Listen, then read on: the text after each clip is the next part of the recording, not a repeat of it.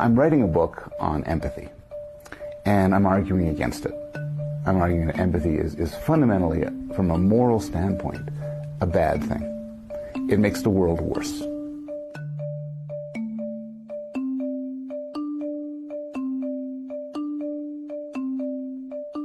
I'm using empathy in the sense of putting yourself in the shoes of another person, feeling their pain.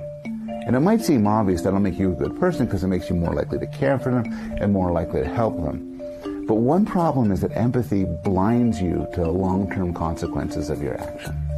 It's because of empathy that the whole world cares so much more about a baby stuck in a well than we do about global warming.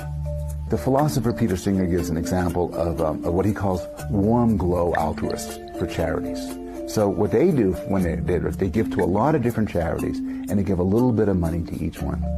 Because for each one they get a little rush. Oh, I'm helping the blind babies. Oh, I'm helping the farm workers. Oh, I'm helping the chickens.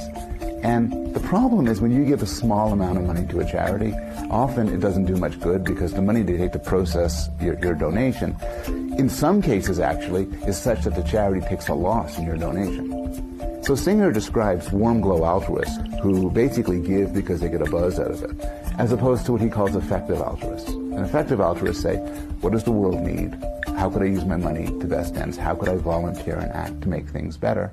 And Singer argues, I think convincingly, that it's the effective altruists that make a bigger change in the world. A lot of our failures to make the world a better place, but also a lot of our awful actions, are motivated by a sort of moralistic rush. Empathic engagement, being caught up in the suffering of victims, is usually the #1 argument in a democratic country for going to war. It's how the government persuaded us to support the war in Iraq.